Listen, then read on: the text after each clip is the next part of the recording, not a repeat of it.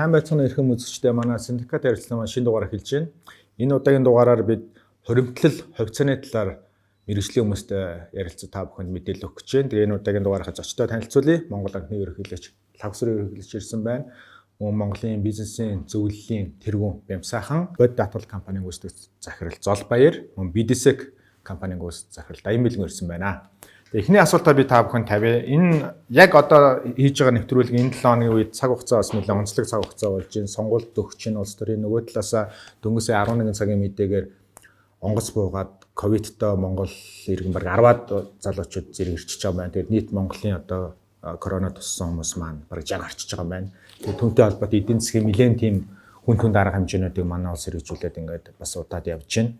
Тэгэхээр яг одоо бизнесийн болон эдийн засгийн нөхцөл байдал ямар байна? Он дуусах хугацаанд ямар болно гэсэн та бүхэн төсөөлөл хүлээлттэй байгаа бол лавга ерөнхийлөгч гэсэн.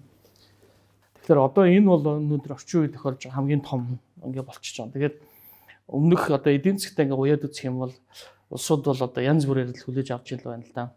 За зарим улс нь бол яг эрүүл мэндийн нэг номер тавиад эдийн засгаа ерөөхдөө орхичих. Тэгээд бодлого бол тэгж засгийн бодлого бол тэгж гарч байгаа. Зарим улс нь болохоор хоёулангийн хослуулууд аваад явъя. Заримын хувьд нь бол яг энэ бол угаасаа нэг статистик датаг нь харчаад за энэ бол ханиад гэдгээр нь ойлгож авъя. Тэгээ эдийн засгаа унгаахгүй тулд яг ингээ ханиадны хэмжээнд л явах байлгүй гэдгээр бас тийм магадлалын тооцоол хийгээд ингээд орхиод эдийн засгаа төрүүлээд аваа явж байгаа юм янз янзын сонголтууд байгаа. За Монгол улсын хувьд бол маш ойлгомжтой. Эрүүл мэндийн 1 номер 50, дараа нь эдийн засгийн 2 номер 50 гэдгээр ингээд 1 сарын сүүлээс эхлээд ингээд 20 цэрийн дэглэм өндөржүүлсэн бэлэн байдал гэдгийг зарласан.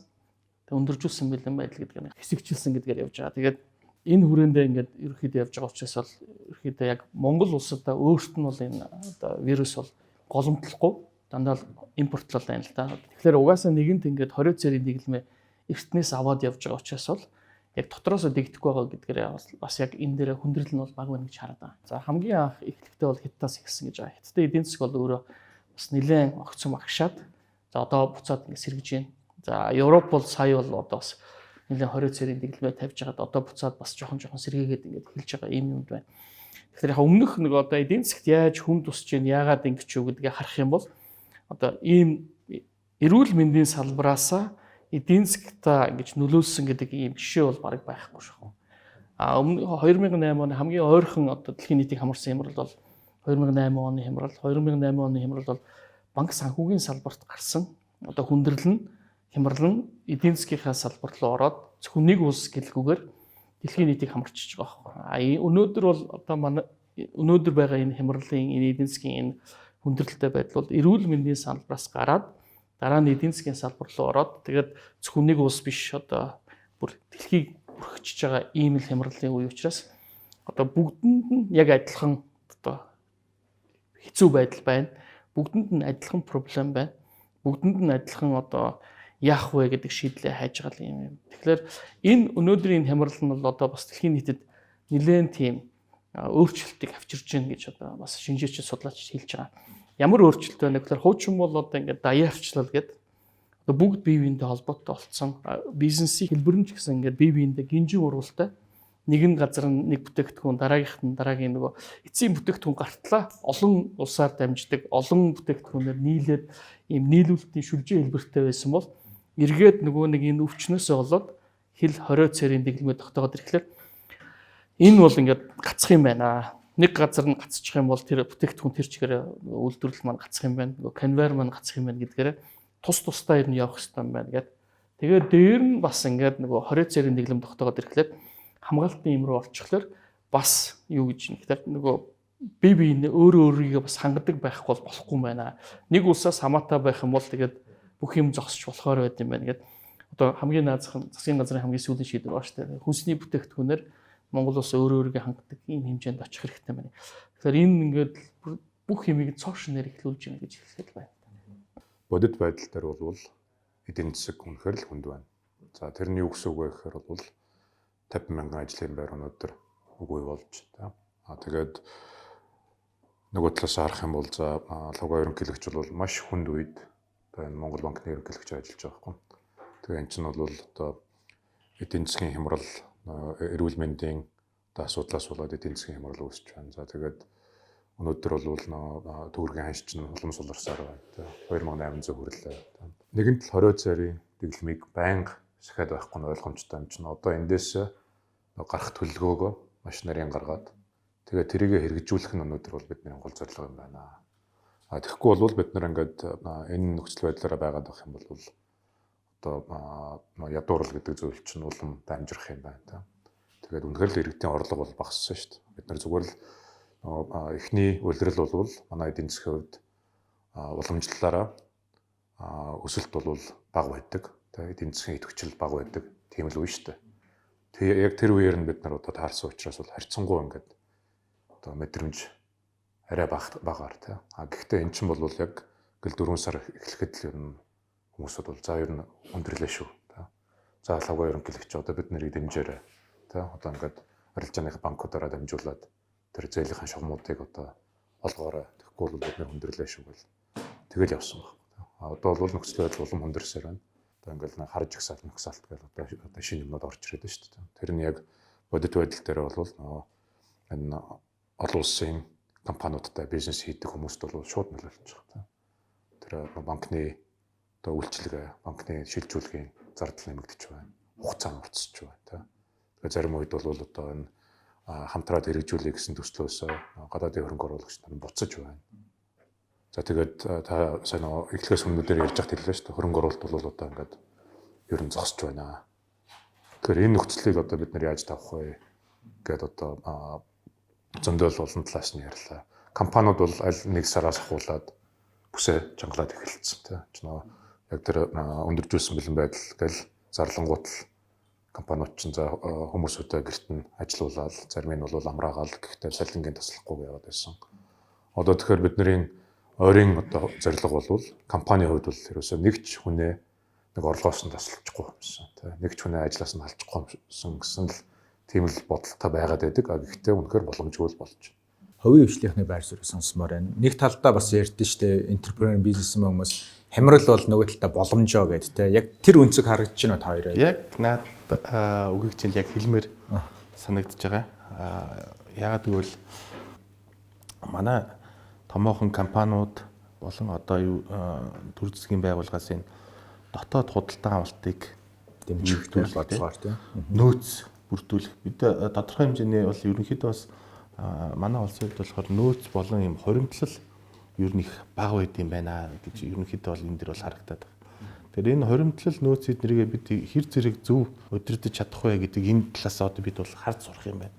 Хэрвээ ингэж харж сурах юм бол ер нь бол энэ тодорхой хэмжээнд бол Америк бол одоо хятад тий бусад улсууд ингээл эдийн засгаа хамгийн гол нь болохоор манай улсын бол одоо гол худалдаа авахч бол хятад. Бид хятад одоо ингээд бас тодорхой хэмжээгээр хилээ нээх иймэрхүү одоо эдийн засгийн нэг юм болцоо гарах юм бол манай улсад хамгийн түрүүнд хожих ийм болцоонууд гарч ирэх бах. Эдийн засгийн энэ нөхцөл байдал дээр одоо яг энэ хувь хүмүүс өөрсдийнхөө ч гэсэн бас ийм санхүүгийн нөөц хуримтлал гэдэг юм нэдэг бол үүсгэж сурсан байх хэрэгтэй. Яг одоо жишээлбэл нэг жилийн хугацаанд одоо ажилгүйдүүл яах юм бэ? Ажилгүйдлийн тэтгэмж гэдэг юм бид өнөөдөр итгэж явах хэрэгтэй юм уу? Яг энэ чинь яг даатгалын зөв системээрээ явж явах хэрэгтэй юм уу? Өөрийн гэсэн хуримтлалтай байх хэрэгтэй юм уу? Өөрийн гэсэн эдийн засгийн юм нөөцтэй байх хэрэгтэй юм уу гэдэг энэ асуудлуудын хариултыг одоо хүн болгон өөрөө өөрсөн дээрээ тавиад ийм нөхцөл байдлууд дахин үүсвэл яах хэрэгтэй юм бэ? Би яаж одоо хөрөнгөө одоо удирдах яах хэрэгтэй юм бэ гэдэг ийм нөхцлүүд бол гарч ирж гин гэж бол харж байгаа. За одоо энэ хамгийн юм ингээд хямдарч байгаа юм бол бид ягаад гадаадын арилжаанд оролцож болохгүй? Ягаад дотоодын үн цааснаас судалж авахгүй? Ягаад гэвэл мэдээж бол энэ манай төгрөгийн ханш бас ингээд сулраад ирэх үед бас гадаад арилжаа хийгээд явж үзье. Гадаадын үн цааснууд одоо ингээд хичнээн тэр мундаг компаниуд хэд дахин одоо хямдарчихсан байна те. Одоо гэх мэтэр ингээд бололцоонууд бас ингээд харагдаад байна л да. Энэ бололцоонуудынхаа манайхан яг энэ компаниуд нь бас ингээд ашиглах хэрэгтэй болов гэж хараад байгаа. Компаниуд маань өөрөөсөө жишээлбэл зөвхөн өөрөөсдийнхөө л ингээд авч явдаг. Ихэвчлэн нэг тодорхой хэмжээний зээлэн дээр авч явж байгаа. Өөрийн хөрөнгө болон зээл гэсэн юм хоёр хүн бүтц дээр авч яваад байгаа. А цааталт нь өөр ингээд нөө хоримтлуулсан ингээд нөө Б хувилбар В хувилбарууд ерөөсөө байхгүй. Тодорхой хэмжээний одоо ямарваа нэгэн байдлаар нөөц одоо хөрөнгө оруулалт хоримтлуулсан бол тэрийг одоо жишээлбэл үүцээ задлана гэдэг чинь тийм манайхан шиг. Тийм үүцээ задлах хэрвээ зөв задлж чадах юм бол одоо бол хамгийн их боломжтой цагууд бас гарч ийн л гэж хараад. Залуу захирлыг гэж бодож байна. За нэг талаас яг энэ вирусын асуудалтай холбоотой гадаад хөрөнгө оруулалтууд бол ингээд зогсож байна. Тэгэхээр бид нар бас энэ 4 сая бямба захирлын хэлдэг. Улс төрийн одоо шийдвэрүүд, мөнгө тараалтууд явагдаад байна. Илүү хувь хүмүүс рүү зориулсан тий. Тэгэхээр энийг бас дотоодын хөрөнгө оруулалт руугаа чиглүүлэх тий. Тэр боломжийг бас хувийн хвшлүүд маань илүү эрэлхийлэх зүйтэй юм болов уу гэж үздэг байна.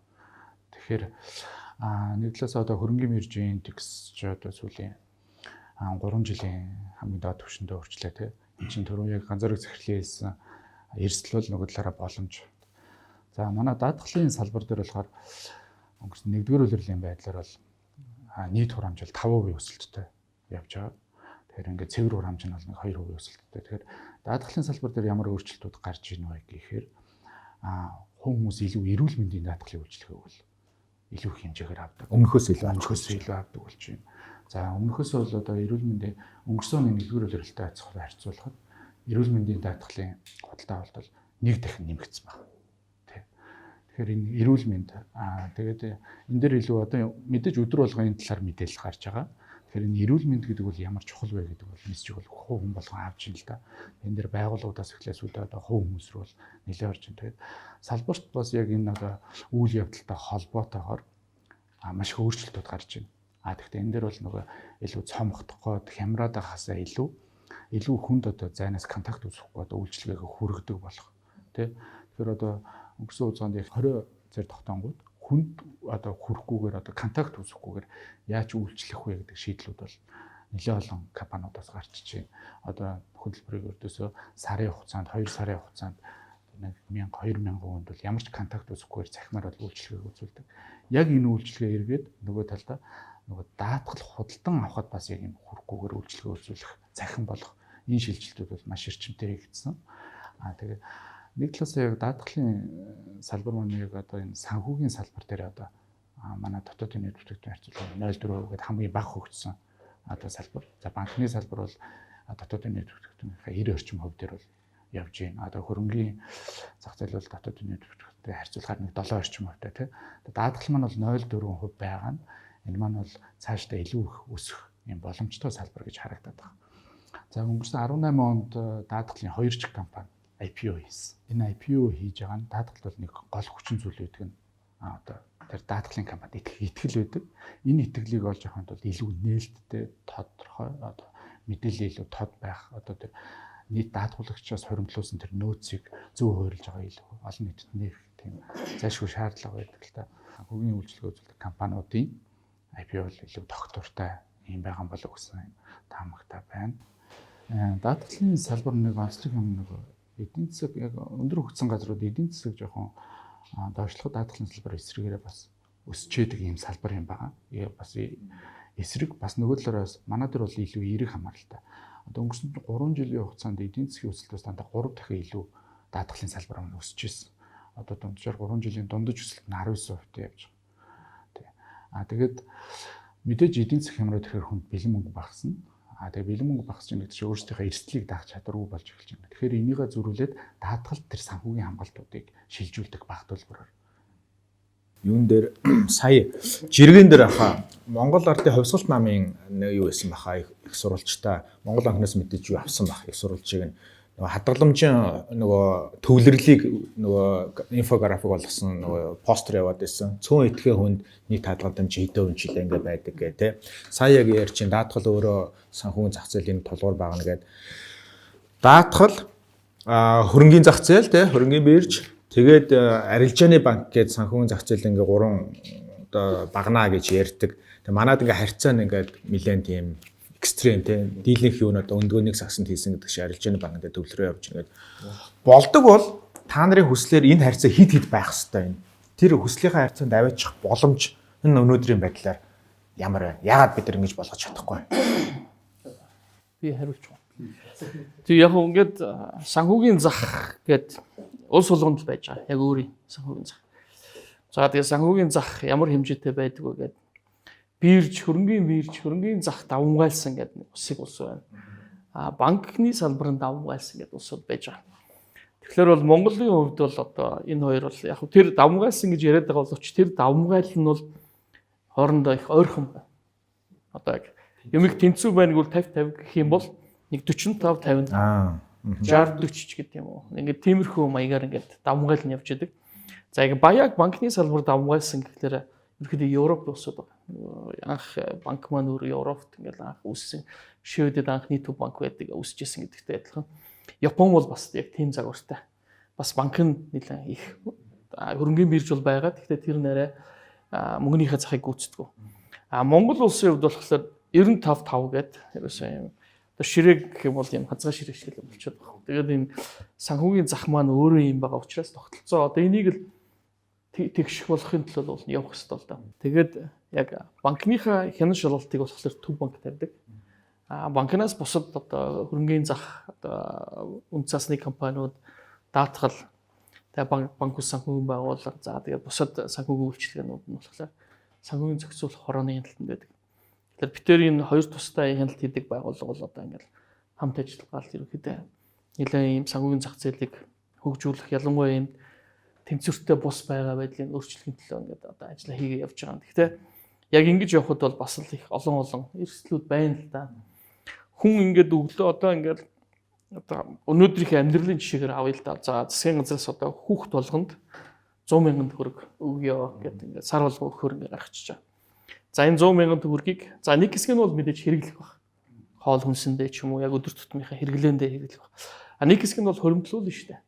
Хаана хоримтлуулах уу гэдэг сонголтын асуудал гарч ирэхлээр хамгийн амархан хариулт нь одоо өгөөжтэй гэх юм уу амархан хадгаламж за аль нэг банкыг очиод хүүхдийн хадгаламж хийчихъя гэж байна. Айлхаар хөрөнгөний бирж рүү ч гэдэм үү ингээд тэр IPO хийж байгаа тэр компаниудын хувьцааг авъя гэдэг юм уу тэр юм нь ерөөхдөө баг сонголт биш юм шиг ингээд за зүгээр нэг бизнесмен одоо өнөөдөр хамгийн их одоо баг халуун сэдвүүл болчихлоо шүү дээ. Яагаад гэвэл одоо Монгол улсын эдийн засаг одоо энэ санхүүгийн эдийн засгийн хинээс санхүүгийн үйлчилгээ авч байгаа тэгэхээр одоо нөгөө саяны 95 гэдэг тоогоор банкнаас санхүүгийн үйлчилгээ авч байна. За Монгол улсад үйл ажиллагаа явж байгаа бүх компаниуд, бүх бизнес одоо тэр нь том байна уу, жижиг байна уу, өрхийн байна уу ялгаагаар бүгд банкны зээл очиод авчиж байгаа. Банкаас санхүүжээд. Тэгээд өнөөдөр хүндрээд эхэлсэн чинь одоо хинд гомдлох уу, хинд одоо яах вэ гэхлээр нөгөө банк ингээд зээл байна, зээлийн дарамт байна, хүүний дарамт байна. Миний бизнес хэвээ явахгүй учраас би энэ зээлийг чинь төлж чадхаа байла. Одоо надад ямар хөнгөлт чөлөөлт үзүүлмээр байх уу гэд. Ингээ явахлаар энэ нь өөр юу харагдуулж байна. Тэгэхээр энэ өрөөсгөл юмний чинь яг бодит амьдрал дээр жишээнд юм болчиход байна. Нэг юмнаас хит хамаарсан. Хит хамаарсан. Тэгэхээр би одоо энийг юутай зүйрлэх үү гэхээр одоо ингээд ганцхан усны тэрэг байгаа. Тэр усны тэрэгэл ус зөөдөг. Хэрвээ тэр усны тэрэг ус зөөхгүй бол одоо тэгээд өөрснөө усаад авах хэрэгтэй юм уу? Хин нэгнээс ус авахын хооронд энэ усны тэрэг яагаад усаа зөөхөө болчихоо? Одоо яагаад энэ ус зөөхгүй байгаа ингээд нөгөөдгөөс хамааралтай болцсон учраас тэрлүүгээ л одоо ингээд гомдлоод байгаа юм шиг санагдаад байна. Тэгэхээр л өнөөдөр энэ бол амьдрал дээр байгаа л зүйл нь учраас тогтолцоо маань өөрөө юм байгаа учраас тэгээд гаргаж байгаа хариу үйлдэл маань өөрөө ийм л хариу үйлдэл болчиход байна л да. Ер нь бол ханш бол өөрөө яг ингээд хүн болгоны ингээд хараад байдаг нэг индикатор боловч өөрөө аюул том чухал механизм байгаа юм Монгол улс болгонд. Ялангуяа одоо ингээд бүх юм гадаад худалдаа байна. Бүх юм улс болгон өөр мөнгөнд тэмдэгтэй байна. Энэ мөнгөнд тэмдэгт маань өөрөө хэр их худалдаа авах чадвартай байна гэдгийг л харуулдаг нэг гол индекс шүү дээ. Тэнгүүд сая Норвег бол өөрөө яг Монголтой адил улс. Норвег бол дэлхийн хамгийн баян улс. Норвегийн одоо тэтгэврийн сан нь өөрөө нэг одоо $1 триллион ийм сантай. Одоо хүн болгонд хуваах юм бол хэдэн бараг $100 сая оногдохоор ийм том сан бүрдүүлчихсэн улс. Энэ сан өөрөө ханаас бий болсон бэ гэхээр тэдний нөгөө хамгийн гол экспорт нь нефт байна. Газрын тос. Сая ингээд нефтний үн яаж сулрав, яаж савлав гэх. Энэ савл нь өөрөө тэр улсын эдийн засгт бол шууд цохилт болж нөлөөлнө л дөө. Тэр цохилтыг одоо гадаад шокыг дэлхийн зах зээлийн нефтний үнийн шокыг улсынхаа эдийн засгт оруулахгүй тулд тэд хамгаалтаа юугаар хийхлээр мөнгөнд нэмэгдэх ханшаар л гэдэг байна. Сая Норвегийн крон гэдэг мөнгө одоо 7 хоногийн дотор 16% сулрлаа. Эдийн засгт ирж байгаа шокыг тэгж өөрөө зөөлрүүлэх гэж мөнгөнд нэмэгдэх нь өөрөө хариу арга. Машинаар бол амарж юм. Амортизатор шиг ингэж нөлөөлж. Тэгэхээр төгөргийн хувьд ч гэсэн бид хэдийн хувьд бол бас л одоо уулуурхай, нүрс, зис алтч гэдэг юм уу төмрийн өдөр чинь манай гол экспорт. Энэ экспорт маань өнөөдөр яг харах юм бол одоо дэлхийн зах зээлийн үн дээр яг зисэн дээр нэг жоохон сулралт явж байна. Зисний үн жоохон доогуур байна. Алтны үн бол эсрэгээр өсөж байна. Төмрийн өдөр бол бас гайгүй нэг их савлгаатай биш. За нүрс бол ерөнхийдөө манай нүрс чинь өөрөө хажуудлага хөрш рүү хоёр улсын хоорондын нөгөө үнээр явдаг. Дэлхийн зах зээлийн үнээр. Дэлхийн зах зээлийн үн коксчих нүрс чинь өөрөө бол 150 ч юм уу нэлээд өндөр байгаа шүү дээ. Бидний зардаг үн чинь бол нэг 70 орчим доллар гэдэг байгаа шүү тооны. Тэгэхээр бол тэр дэлхийн зах зээлийн үнээс өөрөө ингээд бас хамгаалттай юм шиг доогуур байгаа учраас энд их савлгаа байхгүй. Тэгэхээр энэ өөрөө нөлөө нь манай руу нэг орж ирэхгүй байна л да. Тэр утгаараа ханш маань өөрөө яг тэр крон шиг бас тэгж судрах юм. Бид хэд ч гэсэн өнгөрсөн онд төгрөг маань одоо өөрөдөө дотоод худалдаа авах чадвар буюу нөгөө инфляцаараа 5.6% суларсан. Тэгэхэд долларын эсрэг 4.5% сулрахлаар валютын эсрэг бол төгрөг маань өөрөө бага сулраад байгаа биз. Тэгэхээр бид хэд энэ жил ч гэсэн инфляцийг бол нэг 6% сулралтай гэж хүлээж байгаа учраас бол яг энэс бас нэг юм хамаагүй ханш сулрахгүй байх. Яг л бидэнд хангалттай нөөц байгаа. За эдийн засаг маань өөрөө экспорт маань сэргийчих юм бол эргээд нөөц маань хоримтлагдаад эхэлнэ. Ингээд сайн талууд гарч ирэх учраас бол бид хүлээлт байхгүй. За мэдээж одоо энэ онд ханшин дээр ямар нэг шок савлгаа үүсэх юм байвал биднес өөрчилж бас харж явж л байгаа л да. Тэгээ энэ өөрөө зөрөөд янз янзын нөгөө том одоо гадаад төлбөр тооцооч юм уу энэ томоохон хэмжээний төлбөр гарахад бол хангалттай хэмжээний нөөцийг бүрдүүлж чадчих байгаа учраас одоо нөөцнөр бол ямар нөлөөгүй гарт. Тэгэхээр нөөцөнд нөлөөгүй байгаа учраас ханшин дээр яагаад нөлөөлөх юм бэ гэж л асуулт гараад байна. Тэгэхээр бол яг ханш бол ер нь энэ оны хувьд бол доктортой байж чаднаа. За энэ 500 сая доллароос хойш бол одоо дараа жил Мазалагийн бас нэг 400 сая том төлбөр байгаа. Тэр нь эрхчлэлийн 4 сар хүртэл энэ хооронд бол ямар нэг том дүнгээр мөнгө гарахаар юм байхгүй учраас асуудалгүй гэж хараад байна. За яг Монгол банкны хувьд бол swap хэлцэл байгаа. Энэ оны 7 сар дуусаад. Гэхдээ бол яг бид хэд дахиад 3 жил сунгах бас боломж байгаа. Гэрээнийхээ хүрээнд Хятадтай хийсэн тийм. гэрээнд. Тэгэхээр бол бид дахиад 3 жилийнхаа хилцэг хийгээ явж байгаа учраас бол сунгахад бол асуудал гарахгүй хаа гэж харж байна. Тэгээд энэ дээр бол тийм учраас бол би бол ханшин дээр бол ямар нэг дарамт байхгүй. Энэ дээр бол нэг айц. Яг зөвөр монголчуудын хувьд бол одоо өнөөдрийн бий болж байгаа байдал нь бол жоохон айц байна гэж хараад байна. Ягаад гэвэл банкны балансыг харахаар банкны балансын актив тал буюу одоо доллараар зээл болгодог хэсэг дээр бол 10% долларчлалт байгаа. Харилцаа хадгаламж татдаг хэсэг дээр 30% долларчлалт яваад байгаа. Тэгэхээр энэ хоёрын зөрүү нөрөө ингээд 20% явж байгаа гэж том зөрүү явж байгаа гэсэн үг. Тэгэхээр хүмүүсийн хувьд бол жоохон айдас байна гэдгийг л илэрхийлдэг. Тэгэхээр энэ дээр бол айдас байхгүй бол угаасаа тэгж их доллар руу зүтгээл доллар бүх юма доллар болж хадгалаад хэрэггүй. Тэгэхээр хөрөнгөл бол аль болохоор төгрөгөндөө тэгээд төгрөгөө зөвхөн санхүүгийн салбар банкнд биш илүү хөрөнгөний бирж гэдэг юм өөр хэсэг рүү очих юм бол одоо нөгөө тэнцвэртэй санхүү баланс юм маань явах болчиход байгаа. За өшөө дахиад нэг юм хэлчихвэл яг Бямбула бас хүндсэн нөгөө саяны харж гисэл. Хар сааралга хоёрын болчихлоо шүү дээ. Ямар ялгаатай юу болоод байна. Яг би зүгээр мэдээж энэ хар саарал жигсаал гаргахлаар мэдээж одоо бизнес эрхэлж байгаа усуудад бүгдээнд болгоомжтой байх нь бол ойлгомжтой. Тэгэхдээ би бол одоо энэ хар саарал жигсаалт юутай хэлэх гээд байна. Тэгэхээр Монгол улс бол одоо мөнгө бах туризмтэй тэмцэх одоо энэ FATF гэж байгууллага одоо өөрөө одоо тэрнийх нь Азийн бүсийн гишүүн байна. Одоо Азийн групп гэж байдаг. Asia Pacific Group гэдэг APG. Тэрний гишүүн. Тэр нь өөрөө тэр олон улсын FATF-ийн гишүүн учраас дамжаад ингэ гишүүн болчихсон. Тэгэхээр нийт одоо дэлхийд даяараа энэ дэлхийн хамтын нийгэмлэг энэ байгууллагууд бүгдээрээ ерөөсөө энэ мөнгө угаах, энэ терроризмтэй тэмцэе гэдэг имийг бүр ингээд зорилгоо болгоод дэлхийд даяараа хэвшүүлэх гэдэг ингээд шаардлага нөхцөл тавиа явж байгаа. За тэр нь тэгээд фатвас техникийн хувьд бол 40 гэдэг зөвлөмж гаргасан. Хэрэгжилтийн 11 гэдэг ийм зөвлөмжтэй. Гэхдээ зөвлөмж гэдэг нэртэй боловч нөгөөдөл энэ зөвлөмжөө шаардлага болчихж байгаа. Заавал биелүүлэх нөхцөл болчихж байгаа. Тийм. Тэгээд тэрүүгээрээ энэ жигсаалт гарч байгаа. Энэ талын хийсэн учраас энийг би одоо нэг ийм жигсаалтанд яач. Энэ ерөөсөө хийж хийхгүй учраас бас нэг жигсаалтанд оруулчих. Тэгэхээр тэр нэг жигсэж байгаа өнгөөр нь болохоор тэднээс бол өөр олон улсын мэргэжлийн нэр томьёо байгаа юм л да. Стратегийн хувьд дутагдaltaй, эрсдэлтэй орон гэдэг тийм нэр өгчихсөн. Тэрийг нь болохоор хүмүүс энгийн хэлээр ярих гээд саарал жигсаалт, хар жигсаалт гэж яриад байгаа. Европын холбоо ч гэсэн сая бол бас л нэг юм төсөл хилцүүлээд ерөөсөө FATF-ийн тэр жигсаалтанд байгаа улсуудыг биднээс Европын холбоо шууд автоматар өөрийнхөө жигсаалтанд авчираа тавьчих. Тэгээд энүүгээрээ тэр улсуудыг эрсдэлтэй гэж үнэлээд явъя л гэж нэг ийм одоо төсөл хилцэж байгаа Европ парламентаар. Тэгээ тэрийг одоо биднээс ийм хилцэж шүү. Яг өнөөдөр энэ ФАТФ-ийнхаа сарлж гисалтанд ийм улсууд байна шүү. Энэ улсууд одоо ингээд автоматар ийшээ орох юм байна шүү гэдгээр мэдээлэл өгсөн. Тэгэнгүүт л бид хэд энэ чинь нөгөө сандралдаад эхэлж байгаа. Яг мэдээж энэний талаар ойлголтгүй хүмүүс бол тэгэл одоо шууд айц давтахаас гадна бас ингээд олон нийтэд төөрөгдсөн маягаар мэдээлэл өгөөд байна л да. Одоо ингээд би бол одоо юу гэж одоо төв багны зүгээр үзэж байгаа. Тэгэхээр энд бол санамсаргүй юм байна, санаатай ч юм байна. Одоо сонгуул болох гэж байгаа учраас айлхоор тэгэл бас нэг энийг ашиглаад бас нэг PR зорилгоор явуулчихгээд. Санамсаргүй гэдэг нь нөгөө мэдлэг ойлголт дутуу байгаа хүмүүсээс гарч ирээд байна. Тэр нь болохоор одоо ингээд мөнгө байх терроризм гэхэлэр бохир мөнгө угаана гэж бүр цаашлуулаад одоо тоглоом хэлэх юм бол одоо бохир мөнгө гэхэлэр халтар шороотой мөнгө шиг ч юм уу ойлгоол ингэж хараад. Тэгэхээр энэ бол саяны миний хэлсэн техникийн 40 үзүүлэлт байна. За Монгол улсад мөнгө байх терроризмтэй тэнцэх хууль байх хэрэгтэй. За тэрнтэй ажилдаг бүртгэл хийдэг байгууллага байх хэрэгтэй. За дээрэн дээр хэрвээ мөнгө угаадаг процесс явагдах юм бол хууль хяналтын байгууллага шалгадаг байх хэрэгтэй. Цагдаа нь шалгана, прокурор нь хянана, шүүхэн шийдвэрээ гаргана ч юм уу.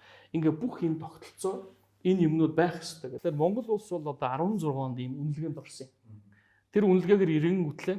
Тэднээс юу гэж хэлсэн гэхээр ийм 40 техникийн үзүүлэлтээс Монгол улс 5-ны л хангаж байна. 35 нь байхгүй. Тэгэхээр бол одоо энэ хүүхдэд бол дэвтэр л байгаа юм байна. Ном байхгүй юм байна, үзэг байхгүй юм байна, харандаа шугам байхгүй юм байна гэж хэлж байгаа юм шиг явцсан. Дараа нь энэ хүүхд одоо ийм хийж сурсан байх хэрэгтэй гэдэг 11 нөгөө хэрэгжилтийн үзүүлэлт яасан чинь нэгийг хийж сураагүй юм байна гэж хэлээд явсан. Тэгээ 17 онд биднүсийг за та нарыг биднүс хяналтанд орууллаа шүү. За та нар одоо энэ дээр ажиллаа гэдэг. Тэгээ 17 оноос хойш ажиллаад өнгөрсөн оны 10 сард биднүс нөгөө яг дүгнүүлсэн байхгүй. Тэр дүгнүүлэхэд 40 ажлаас 35-ын байна. 5 дутуу байна. 5 техникийн үзүүлэлт дутуу байна. 11 хэрэгжилтийн хийх чаддаг болсноос 7-ыг хийж чадж байгаа юм байна. 4 дутуу байна. Тэгэхээр техникийн үзүүлэлтийн хувьд бол за дийлэнх нь 35-ыг байгаа учраас та нарт бол энэ дээр асуудал байхгүй. Хэвийн гэж үзлээ. Одоо хэрэгж хийж чаддаг болцсон байх хэвээр 11 ажлаас 4 юм чин дутуу байна. За энэ 4 дээр ажиллах хэвээр. Энэ 4 дээр нэмээд одоо нэг асуудал дээр нь 2 зүйл байгаа учраас ингээд 6 гэрийн даалгавар өглөө. Тэгвэл чи дутуу байсан учраас би чамайг дутуу гэдгээр нь одоо бүртгэлтэй оруулчлаа гэд сааралд орцсон байхгүй. Тэгээ тэр нь бол одоо саарал гэдэг нэртэй. За тэгэнгүүт л харилцан үнэлгээний баг маань одоо ингээд жилдээ 3 удаа уулздаг. Одоо тэр тогтолцоотой. Тэгэнгүүт л бид 1 сарын 20-нд Бээжинд очиж уулзаад 6 гэрийн даалгавраасаа бүгдийг хийсэн гэд үзүүлэхгүй 6-гаа биднес хийчлээ. Тэгэнгүүт л за 3 ч бол хийсэн байна. Тооцлоо. Одоо 3 үлдсэн шүү гэдэг. Тэгээд ковид ч гарсан нөгөө харилцан үнэлгээний баг маань ч одоо ингээд яаж ажиллах уу гэдгээ одоо энэ 5 сард угаасаа хуваараараа хийх хэрэгтэй байсан. Ковид байгаа учраас бол энийг хойшлуулъя гэсэн. Бидний хувьд бол даалгавраа хийсэн байгаа учраас бол тайлангаа 50-аар байна гэсээр бод саяны нэгд өдөр буюу одоо 5 сарын 11-нд тайлангаа онлайнаар тавьж байгаа. Онлайнаар 3 ажлаа үлдсэн 3 ажлаа тайлгансан. Нөгөөдөл юу гэж хэлсэн гэхээр за 5 дахь өдөр хүртэл хүлээж 5 дахь өдөр бид шийдвэр гаргана, маргааш шийдвэр гаргана. Тэгэхээр ерөнхийдөө манай тайлангийн хамгаалтыг бол сайн болсон гэж цаанаас үзэж байгаа учраас бидний хүлээлт юу вэ гэхээр ер нь бол энэ 6 ажлаа гэрийн даалгавар хийчихэж байгаа учраас Монгол улс бол энэ ондоо сааралж гисалтнаас гарах болцлоо хангаж байна гэж байна. Тэгээ яг эцсийн шийдвэр нь хаана гардаг вэ гэхээр ФАТФ-ийн өөрийнх нь нөгөө том хурал дээр гарна. Тэр нь одоо 10 сард Парист болохоор төлөвлөгөөтэй байгаа. Тэгэхээр 10 сарын хурал дээр биднес сарлаас гарах боломжтой гэж өөрсдөө одоо үзээд байгаа. Тэгэхдээ өнөөдөр Европын холбоо чинь цоош нь бас нэг өөрийн нэг процесс эхлүүлчихэж шүү дээ. Өөрийн Европын холбоондоо яаж ажиллах вэ? Тэр процесс нь болохоор энэ ФАТФ-ийн сарлд байгаа хүмүүсийг автоматар оруулдаг юм зохицуулт хийцсэн учраас бид тийч одоо өнөөдөр би тэгээд өглөө одоо би нэг ганцхан мэдээлэл өгч. Өглөө Европын холбооны одоо Монгол улс дахь элчин сайд Трая Кристэ гэдэг хүнтэй уулзлаа л да. За тэгээ асуулаа ингэж байгаа гэдэг өөрийнхөө ч тайлангаа тавилаа, манер явж тавилаа. Тэгээ манер ингэж Монгол улс ФАТФ-аас сарлаас гарчих юм бол одоо Европын холбооныхаа энэ жигсаалтнаас одоо бас л стратегийн дутагдaltaй 3 дахь улс гэдэг, эрсдэлтэй 3 дахь улс гэдэг энэ жигсаалтанд орохоор байж гин. Тэгээ гарах шийдвэр бол гарааг байгаа. Тэр болтол хэдүүлээ ажиллах боломж байна. За яг хөө ингээд нэгэд юм нь эхэлсэн учраас явчлаа гэд орчлоо гэхэд энээс яаж гарах уу гэдэг бас ийм зохицуулт юм байгаа. Тэр хүрээнд ажиллаж болно гэж хэлж байна. Тэгэхээр бол бидний хувьд бол одоо гайгүй л гэж хараад байна шүү дээ. За лагаагийнхаа хүндлээ зөндөө сонслоо. Гэхдээ яг тэр Европ холбооны элчин сайд өчигдөр тэгж хэлсэн билээ л дээ. За энэ жагсаалтанд орлоо гэд хамгийн гол одоо хүндрэл нь бол санхүүгийн салбар дээр ч байна шүү.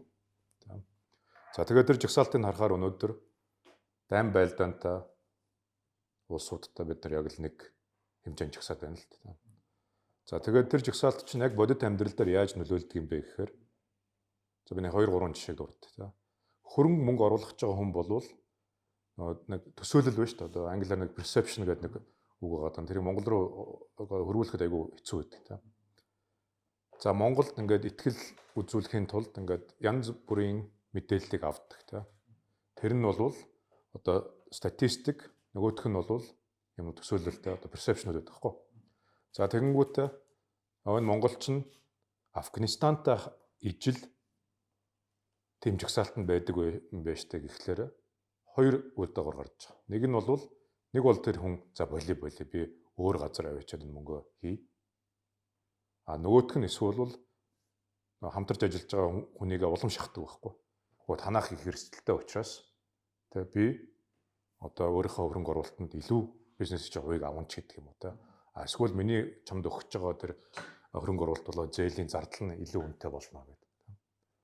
За тэгээд энэ бол нэг бодит яг одоо жишээ байхгүй. А тэгээд дээрэс нь юу болдгоо гэхээр одоо энэ банкны гүйлгээнүүд юу болж байна вэ? Та.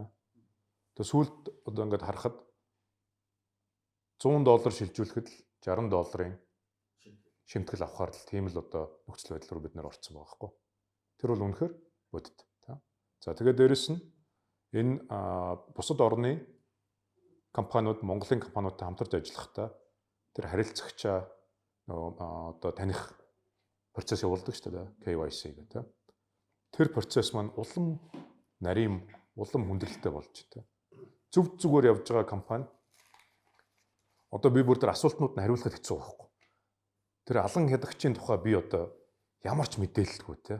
Монгол тийм байхгүй. Тэгэхэд одоо тэгээ тэрний одоо ингээд 3 хуудас асуулт нь ингээд би хариулаа сууж байгаа байхгүй өнөөдөр та.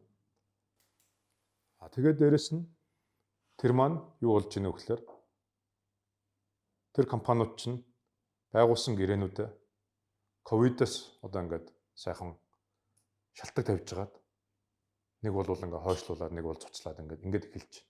Тэгэхээр бодиттой нөлөө бол өнөөдөр байна аа.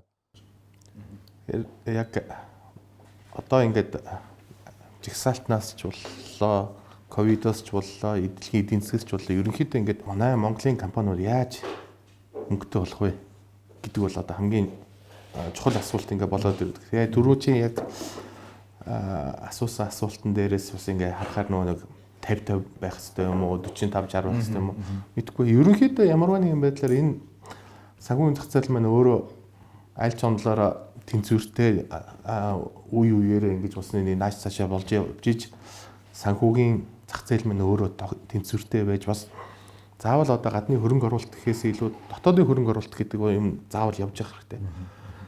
Өнөөдөр ягаад ийм нөхцөл байдал үүссэн бэ? Яач вэ гэхээр одоо ингээд нэг хөрөнгийн биржигч гэдэг юм уу одоо санхүүгийн зохицуулах орох ч юм уу ингээд одоо муулаад одоо ингээд энэ тэр гэхээсээ илүүтэйгээр бид яг энэ нөхцөл байдлыг өнөөдөр манай банкуд маань манай аж ахуйн нэгжүүд маань ерөөсөө энэ дээр ерөөсөө чадахгүй байгааг л хараад байна л д.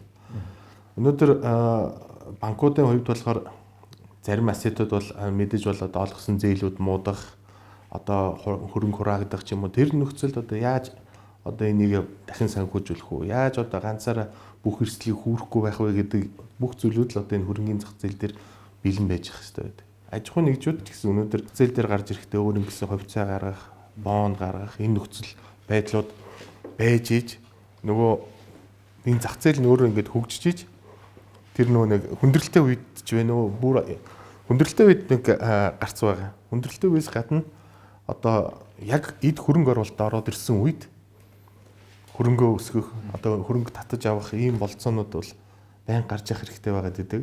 Тэгэхэд болохоор бид бол ерөөсөө энийг хөгжүүлж чадаагүй ингээд байгаад байгаа учраас тэгэл яг ингээд ийм хүнд үед ирэхэд нөгөө муу зүгийн хараа ухаа гэдэг шиг банкыгаа нэг муулаад тэгэнгүүт нөгөө хөрөнгөний зах зээл маань хайцсан бай. Ийш нэ ягаад хөрөнгө байхгүй байна гэдэг тийм юмнуудыг ингээд нэг байнга яриа явцдаг.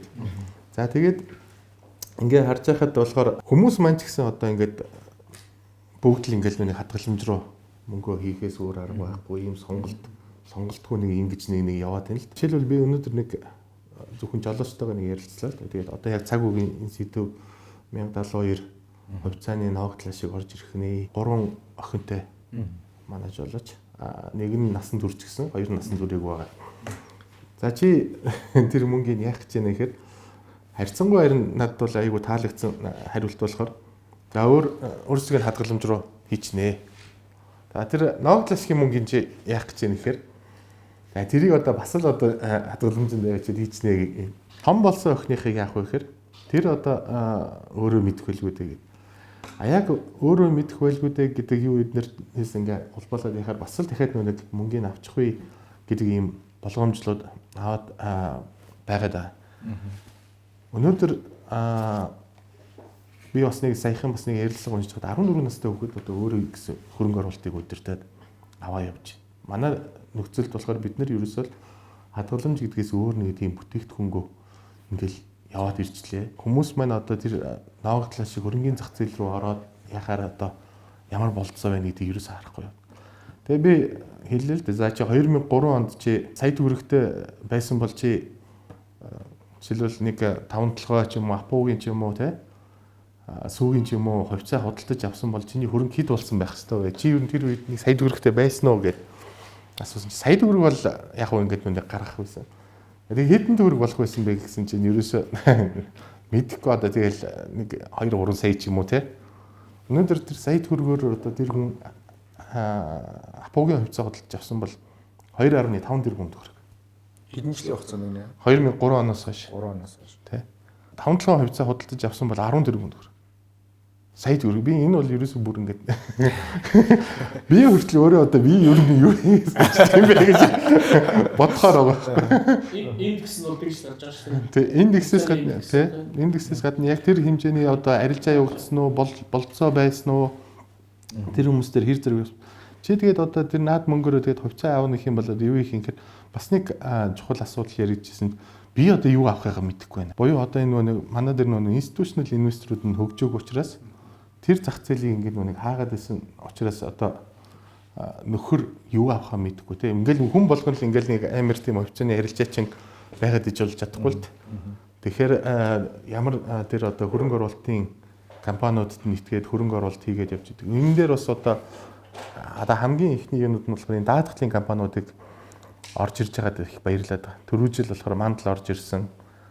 Ард даатгал орж ирсэн. Одоо энэ жил одоо бод юм уу хин монгол даатгал эднэр бас ингээд ороод ирэх юм бол бас нэг сонирхолтой санагдаад байгаа. Гэхдээ нэг үе бодвол аж ахуй нэгжүүдийн хувьд за хадгаламж хувийнтай холбоотой аж ахуй нэгжүүдийн хувьд хуучин банкнаас л зээл авах одоо сонголтгүй байсан бол одоо IPO өнгөрсөн жил бол баг рекорд тогтоолно шүү дээ 6-7 IPO гаруй нэг жилийн дотор тийм сонголттой болчиход байна шүү дээ. Тэгээд өртгөнч тэр хэмжээр би багасч байгаа гэж ойлгож байгаа шүү дээ. Энэ дээр та хувь хвшлийн хувьд та хоёр ямар ютайгаа вэ? Хэр сэтгэл хангалуун байгаа одоо энэ процесстой?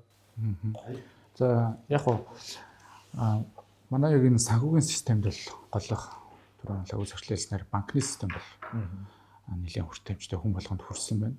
Тэгээ банкны систем за жишээ нь одоо банкн дээр хадгаламж эзэмшигчдийн тоо түрүүн дурдсанаар 4 сая орчим болсон гэдэг нийт иргэдийнхээ тоноос бол даваа явцсан. Тэгээ нөгөө банкны систем дээр ийм хадгаламж эзэмшигч данс эзэмшигчдийн тоо ингээд өндөр түвшинд байхаар энэ нь эргээд нөгөө даатгалын салбараа бас хөгжүүлж ирж байгаа. Тэгэхээр энэ даатгалын салбарын гол яг даатгалын салбарт нөлөөлдөг хүчин зүйл нь одоо Свисрегийн эдийн засагч Рудольф Энзо гэдэг нэг судалгаа хийгээд 1500 гаруй даатан дээр судалгаа хийхэд дотоодын нэг хүн тоногдох дотоодын нийт бүтээгдэхүүн $4800 бас давхад даатгал бол эс хэлбэрээр буюу хамгийн өндөр өсөлт рүү одоо огцом дээшилж ирж идэг юм салбар байна. Тэгэхээр энэ дээр ч гэсэн бид нар бол ойртоод одоо дотоодын нийт бүтээгдэхүүн 19 оны байдлаар нэг хүнд нэг $4200 баг $300 хүрсэн явж байгаа.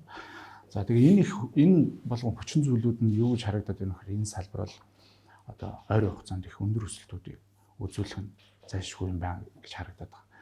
Тэгээд даатгалын салбар нь угаасаа зайлшгүй өсөх шаардлагатай. Нэг талаараа эдийн засагт иргэн нөлөөтэй. Нөгөө талаараа эдийн засгийн гэсэн даатгалын салбараа хөгжүүлж идэг. Тэ. Одоо түрүүн яг одоо коронавирустай холбоотой энэ болцсошгүй эрсдлүүд одоо тодорхойгүй эрсдлүүд үүсэж байна. Тэгээ энэ дээр бас даатгалын салбар одоо бизнесийн байгууллага дээр илүү хүчтэй нэвтэрсэн бол одоо энэ төрт учирж байгаа энэ улс орнд эдийн засгт учирж байгаа нөлөөлөл нь харьцангуй бас бага байх боломжтой. Одоо манай дээр бол яг энэ бизнесийн даатгалууд маань бол өндөр хөгжөөгүй тий бүх бизнесүүд маань даатгалдаг. Зөвхөн ихэвчлэн одоо гадны хөрөнгө оруулалттай юм уу? За гадны хөрөнгө оруулалт орж ирэхэд хамгийн түрүүнд бас нэг шаарддаг юм одоо бизнес чи одоо үе шаттайгаар хариуцлах нь хөрөнгө нь тэр үйл ажиллагаанууд нь даатгдсан юм гэдэг шаардлагатай. Тэгээ эн чинь өөрөө эрсдэл нь буурж байгаа болохоор тэр хөрөнгө оруулах нөхцөлийг бодож байгаа. Яг банкн дээр ч гэсэн адилхан банкуд ч гэсэн зээлийн хөв буурахад бүрэн хамгаалагч одоо санхүүгийн хамгаалалт бүрэн байх юм бол зээлийн хөв бас бага байх боломжтой. Тэгэхээр энэ болгонд ч ердөөсөө эдийн засаг цаашаа тэлхий хөрөнгө оруулалт оруулъя тий. Дээрэс нь нийгмийн одоо зөв төлөвшил одоо хувь хүн дээр бол одоо тухайн иргэнийг одоо буруу зан төлөвийг бол даатгал эргээд одоо торгож идэг тий. Одоо хураамж нь өсч идэг ч юм уу эрүүл мэндэд анхаарах болох. Нөгөө талаасаа санхүүгийн хариуцлагатай болох юм боломжийг бүрдүүлж байна. Бизнесүүд дээр бол илүү урт хугацаанд тогтвортой тэр бизнес эрхлэх тэр боломжийг бас энэ даатгалын санхүүгийн хамгаалалт бүрдүүлж байна. Тэгээд ийм болцсошгүй эрсдэл одоо энэ үүсэж байгаа нөхцөл байдал бол хинч таамаглаагүй. Тэгээ энд бол хамгийн бас гол нөлөөлж одоо илүү даатгалын салбараа бид нар бас хөгжүүлсэн байсан бол гэхдээ энэ бол цаашдаа хөгжинэ. Энэ дээр ч гэсэн одоо илүү анхаарлын тэмдэг тавигдчихж байгаа. Тэгэхээр тэгсэн бол энэ даатгалын салбарын оролцоо бол айгүй маш их байх байсан. Одоо нөхөн төлбөр одоо нэмэгдэх. Одоо яг нэг сарын байдлаар нөхөн төлбөрийн даатгалын салбарын нөхөн төлбөр бол 20% нэмэгдсэн байгаа бас. Гэхдээ энэ бас нөлөөлөөгүй тодорхой хэмжээнд нөлөөлж байгаа. За нөгөө талаар энэ нөгөө яг даатгалын салбар дээр компаниудын зүгээр хөрөнгө хариуцлагын даатгалууд явдаг болохоос яг тэр бизнесийн үйл ажиллагаа, тэр бизнесийн тасалдал тэрний даатгал бол харьцангуй бага байдаг нь ингээд нөлөө байхгүй. Даатгалын салбар нь одоо өндөр хөгжсөн эдийн засаг одоо улс орнууд бол мэдээж даатгалын салбар маш өндөр хөгжсөн. Энэ дээр бол одоо нөхөн төлбөрийн үйл ажиллагаа нөгөө талаас нөгөө даатгалын хураамж нь эргээд одоо өсөж байгаа бол зөв тогтол ажиглагдаж байна л да. Тэгэхээр энэ даатгал ердөөсөө бүхэл хувь хүнд ч тэр нийгэмд ч тэр бизнесүүд ч тэр тэгээ бүрүүд тэр улс орны хэмжээнд бас хамгийн эрг нөлөө үзүүлдэг, хариуцлагажуулдаг санхүүгийн одоо доктортой байдлыг бий болгодог энэ бүх хүчин зүйлүүдийн гол нөлөө даатгал байгааг бид нар бас ингээд нийтээр анзаарахгүй яваад байгаа юм болов. Одоо ковидын хямралд даатгалын салбар маань хөтөөгүй гэдэг. За манай дотоодд бол харьцангуй гайгүй байна. За олон улсад бол энэ бол нэлээд өндөр нөлөө үзүүлж байгаа. Тэр хөрөнгөний зах зээл дээр бас яг энэ компаниудад яг боломж байна уу гэж нэг яригдлаа шүү дээ. Одоо бонд гарах бололцоо байна, хувьцаа гарах бололцоо нэг. Бондын зах зээлийг бол зайлшгүй юм бол хөгжүүлэх хэрэгтэй. Өнөөдөр энэ зах зээлүүд ингээд нөх хөгжөөг байгаа учраас манай бас энэ төр засаг одоо Монгол банк ч вэ нүү те бас яг энэ аж ахуйн нэгжүүд рүүгээ яаж мөнгө хийх тэр нэг хэрэгсэл бол ерөөсөй байхгүй байна. Ерөөсөй аж ахуйн нэгжүүд рүү өнөөдөр мөнгө хийх одоо ерөөсөй хоёр арга зам байгаа нь л ерөөсөй нэг бол худалдаа авалт хийн, нэг бол одоо банкар дамжуулж зээл олгох тийм юм байна. Ер нь Америк эднэрд болохоор ерөөсөй л нэг засаг хөрөнгөний зах зээл дээр байгаа бондын худалдаа авалтуудыг худалдаа хийгээл одоо хэдэн тэрбумаар нь хэдэн триллионоор нь одоо худалдаа авалт хийгээл тэр нөгөө бонд цаана одоо хэдэн том сангууд руу одоо хөрөнгө оруулалт хийгээд явчаад байгаа нь болохоор бэлэн одоо нэг төлөвлөлттэй байгаад байна л. Тэгэхээр нэг хурдан нэг эдийн засгийн сэргээх аж ахуйн нэгжүүд одоо ингээл нэг зээл авах гээл одоо ингээл нэг хүсэлт гаргаал тэр зээл нь одоо шийдэгдэхгүй үгүй юу наад чинь одоо ингээд нэг зээлийн барьцаа нэг тулчихсан байгаа гэх мэт энэ хүндрэлүүдээс энэ хөрөнгөний зах зээл чинь өөрөө ингээд маш хурдан ингээд нэг гаргачих болцоо. Ерөөсөө л за танаа англи чинь юу юм англи ийм байна энэ англи руу одоо ийм хэмжээний хөрөнгө оруулалт хийх болцоотой гэх мэтээр ингээд нэг хөгжөөд явчихсан бол их зүгээр юм болов. За тэгээд бас нэг зүйлийг бол одоо яг энэ манай аж ахуйн нэгжүүдийн нэг ерөнхий өөрсдийн нэг хамтын ажиллагаа бас энэ юм дээр ерөөсөө байхгүй байгаа. Хамтын ажиллагаа ерөөсөө байхгүй байгаа нэхэр манай одоо хамгийн харж байгаа зүйлийг бол одоо нэг экспорт хийхдээ бид нэр одоо жишээлбэл махан дээр ч юм уу те харахад болохоор аж ахуйн нэгжүүд нэг нэгээр очиад үнэ буулгах ч юм уу. Тэр үед одоо тодорхой хэмжээний хүүгийн хэрэгслүүд байх юм бол нэг одоо цэгийн цонхоор нэг цэгийн цонх гэж ярьдаг шүү дээ. Тэргээр л одоо нэг л одоо компани экспорт хийлээ. Тэр экспорттаа яг л нэг шударгаар нэг үнээр нэг зарчмаар тэгээд тэр нь гаргаж байгаа тохиолдолд тэр том аж ахуйн нэгжийг л одоо ерөнхийдөө мөнгөөр тэтгэж явчихад босд руугаа одоо ингэ нэг салаалаад ингэ явж. Тэрнээс бүх хүмүүст одоо бүх л жижиг аж ахуйн нэгжид одоо ингэ төр зэсэг ингэ хүрнэ гэдэг бол аюул хэцүү байгаад байдаг. Тэгэхээр хамтын ажиллагаа бие биенээ рүү одоо хөрөнгө оруулалт хийх. Өнөөдөр хувьцат компаниуд дээр хүртэл нэг тийм нэг юу харагддаг нь. Ерөөсөө л за би бол энэ компани хувьцаа эзэмшиж. Гэхдээ энэ Бямбагийн компаниас хувьцаа авахгүй. Яагаад гэдэг юм бүр ерөөс айгүй юм хийцээ. Тэгээ харилцсан ингээд нэг надад ингээд нэг жоохон мөнгө байгаад байдаг те. Тэгээ тэр мөнгөө ингээд нэг өмнө бас ингээд зөв байршуулчмаар ингээд санагдаад идэг мөртлөө ингээд нэг аятайхан ингээд байршуулах гэхээр байх за энэ Бямбаг дэмжихгүй шүү. Манай төлөвлөсөн шүү дээ. Энэ нэвтрүүлгээр ийм жичин хин ирэх юм тэр дүүл очихгүй. Та бүр харьж тийм эсвэл гараагүй шүү. Яг би сая дайм бэлгүүний хэлж байгаа нь нөгөө эргэл тогтолцоор горчиж байхгүй. Ягаад тогтолцоо гэхээр одоо ингээд компани бонд байхгүй. Өшөө сангуудын бас үнцааснууд байхгүй. Сангууд байхгүй. Тэгэхээр эн чинь өөрөө эргээд бүх юмыг ажилуулахыг бас ингээд хорчиж байгаа. Яг ингээд одоо ингээд хүмүүс бол байнга бас ингээд шүүмжилдэг Монгол банкыг. Чи одоо ерөөсөө юм хийхгүй байх, засаг ингээд хоёр хөтөлбөр гаргачлаа. Монгол банк нь юу хийх? Ягаад мөнгө гаргахгүй? Монгол банкээр яаж мөнгө гаргах юм? Эргээд асуулт гарч байна. Одоо цаана чинь энэ дэлхийн том төв банкуд нөгөө уламжлалт мөнгөний бодлого гэж юм байсан. Одоо уламжлалт бус гэдэг сүүлийн үед нэлээд дэлгэрэнгүй гараад ирсэн. Одоо саяны яг дайм билгүүний дурдж байгаа компани бондыг төв банк худалдаж авч байна. Тэгэнгүүт л одоо тэгвэл тэр компани бонд хаана вэ бол Монголд өнөөдөр байхгүй байхгүй. Нөгөө биржлэр нь энэ бүтээгдэхүүн байхгүй учраас яаж төв банк нөгөө яриад байгаа уламжлалт бус юм хийх арга байхгүй болцсон. Тэр нь хүү байна. Одоо жишээлбэл Америкийн төв банк хүүгээ 0 болголоо. Японы төв банк хүүгээ 0 болголоо. Европын төв банк хүүгээ 0 болголоо. За тэгвэл Монгол банк хүүгээ 0 болгож чадах юм. Өнөөдөр яг тэр хэрэгсэл нь байх юм бол 0 болгож болно. Өнөөдөр хэрвээ засгийн газар ийм том юм дээр бидэнд мөнгөний хэрэгцээ болчихлоо. Өнөөдөр засгийн газрын хувьд бол тодорхой нөөц байгаад байгаа учраас одоо энэ гаргаж байгаа арга хэмжээнүүд өөрийнхөө мөнгөөр санхүүжүүлээд байна л да. Гэхдээ энэ нь өөрөө цаашаа хэр удаан дисхийн, яаж дисхийн гэдэг мэддэхгүй байгаа юм чинь дахиж мөнгөний хэрэгцээ гарах юм бол одоо засгийн газар өөрөө мөнгө хайж эхэлнэ. Бонд гаргана шүү дээ. Одоо жишээлбэл Америкийн жишээг шууд хэлэхэд Трампын одоо засгийн газар ингээ 2 триллион долларын төс одоо ийм том багц арга хэмжээ хэрэгжүүлэх боллоо. Энийг хэн мөнгөжүүлэх вэ гэвэл тэгэл төв банк би мөнгөжүүлээ гэдээ авчиж байгаа. Хүн 0 байна шүү дээ. Тэгэхээр өнөөдөр засгийн газар ингээд хэдийгээр өнөөдөр манай бодлогын хүү 9 байгаа ч гэсэн засгийн газар би ингээд ийм том арга хэмжээ авахар боллоо. Надад мөнгөний хэрэгцээ байна. Монгол банк энийг мөнгөжүүлэх 0% мөнгөжүүлэх үгүүд би чадна л гэж хэлж чадах байх. Уламжлалт бусаар бол хийж болох л юм чинь. Тэрнтэй адилхан одоо жишээлбэл Монголын одоо яг Монгол улсын үндэсний эрх ашиг болсон ийм компаниуд байж болно шүү дээ. Одоо жишээлбэл Монголын төрийн далбаатай Мят гэдэг компани байна шүү дээ. Хэрвээ Мят үнэхээр хөрөнгөний зах зээлээр Мятынхаа бондыг гаргацсан байсан бол одоо энэ компани чинь хэвийн байлгах одоо өнөөдөр энэ коронавирусын хүндрэлтэй үед бизнесийн дасгал болцсон үед дэмжих үүднээс Монгол банк очоод засаг дээр тэр бондыг бол бас 0% хөдөөж гэсэн авах. Тэгэхдээ одоо ингээд бонд гэж ярьж гин, сангууд гэж ярьж гин, байх ёстой гэдэг. Байлахгүй байх нөхцөл байгаа юм. Яагаад ингэ байхгүй? Одоо харин яг надад юу? Ганц зөвхөн юм асууллаа тийм. Одоо ингээд энэ арс сааралж ихсаалтууд энэ төр гээл тэгээ шаардлага энэ төр гээл түрүү ярьлаа шүү дээ. Одоо том улсууд биднийг шахаад байна шүү дээ. За тэгэнгүүт бид нэр хариу арга хэмжээ авч игээд мөн чанарыг ойлгохгүйгээр баахан дүрм баталчихдаг байхгүй. Тэр дүрм нь эргээд биднийг боомлоод ерөөсөө босч чадахгүй болгоод тийм. Та түрүү хэллээ шүү дээ. Нэг GDP нэг 4800 болчих юм бол тийм нэг хүнд тэгэх юм бол бид нар ингээд бас нэг гайг болох гээд байна гэдэг тийм. Одоо яг тэр нэг юун дээр тогтцоод ерөөсөө ингээд дэшээ гардаггүй. Баахан дүрм журмтай. Тэгээд тэр дүрм журмын чинь уг нь бол тэр нэг гадны байгууллагууд нь бид нар чахахтаа бол уг нь бас хилцээ хийдэг байхгүй тийм. Хамт сууж агаад за одоо эний чинь ингэж шүү засгийн газраа тийм ийм байшгүй гэд. Тэнгүүд яадаг вэ гэхлээр тэрийг эхлээд бүгдийг хүлэн зөвшөөрч.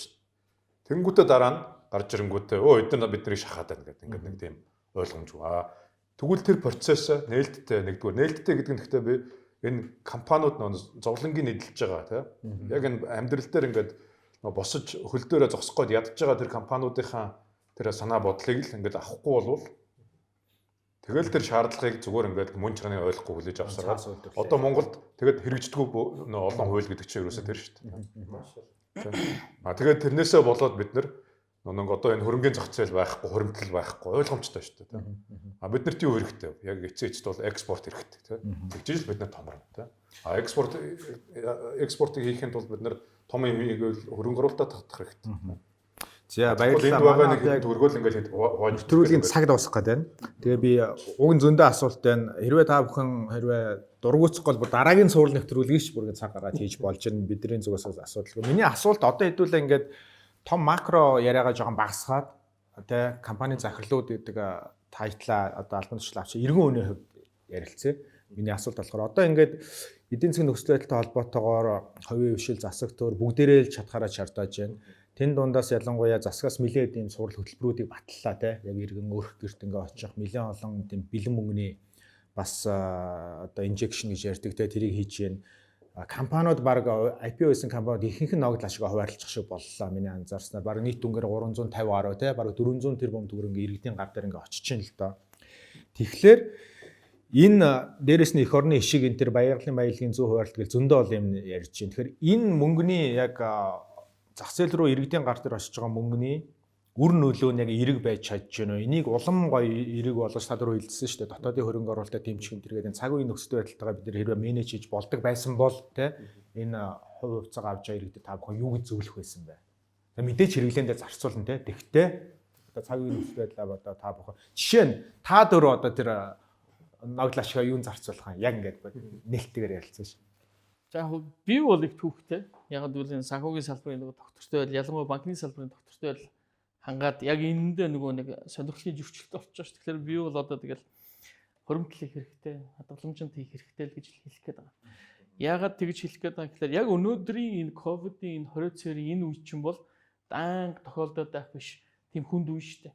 Тэгэхээр хуримтлал гэдэг бол энэ хүнд үед л зарцуулах гэж зориулттай зүйл байхгүй. Тэгэхээр энэ үед л гаргаж ирэх хэрэгтэй.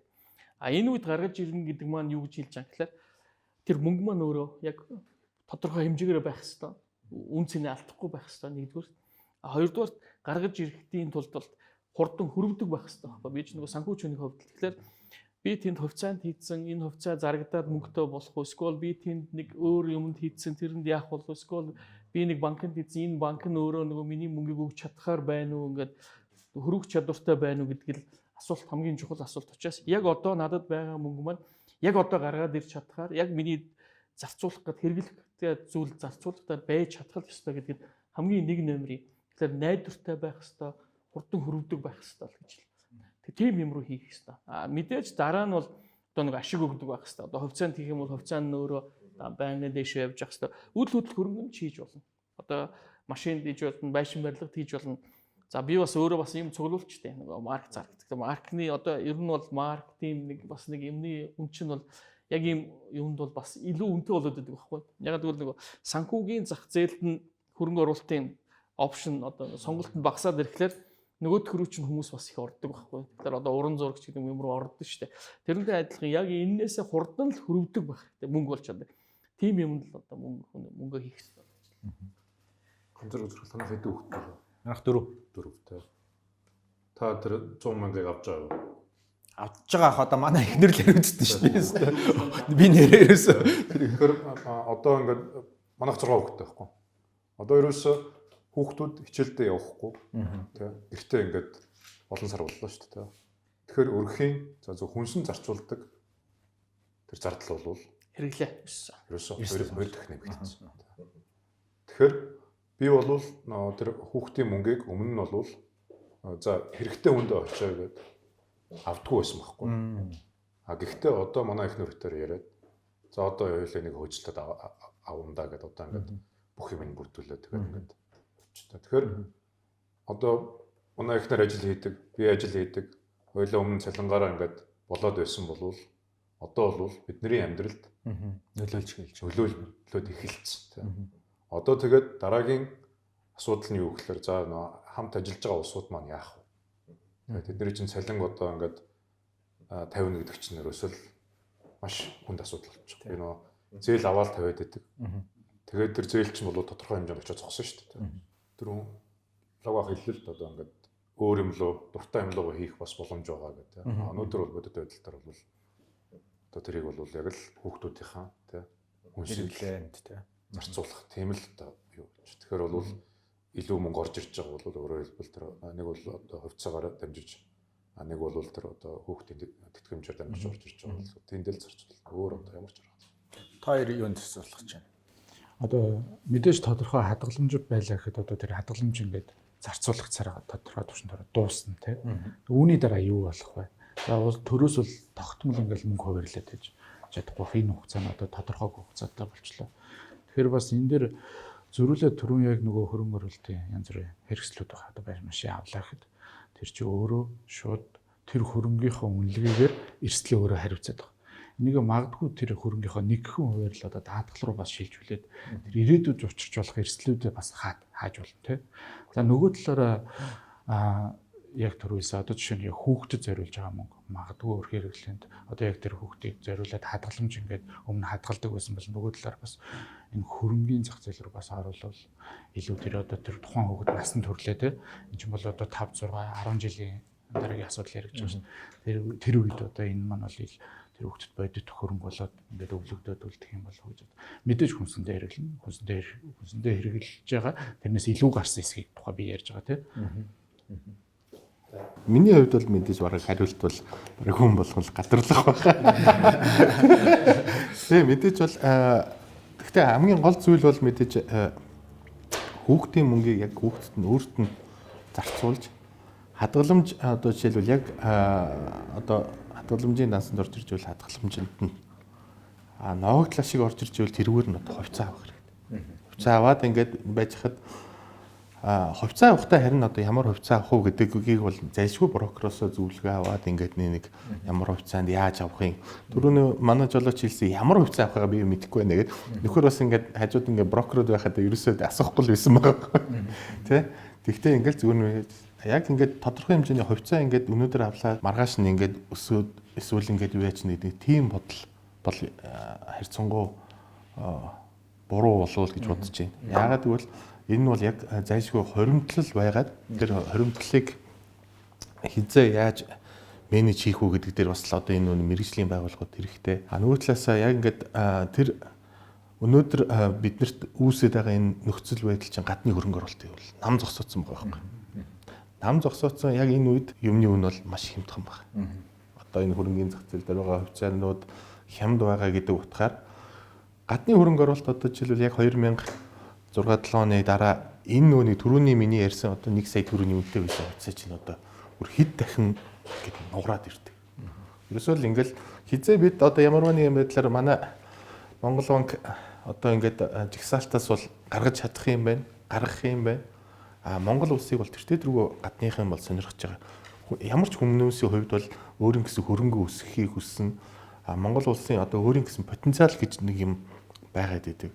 Тэртээ дөрөв урд маш өндөр хөгжиж гисэн эдийн засгтээ их мөнгөтэй улс руу бид нар маш их экспорт хийж байна.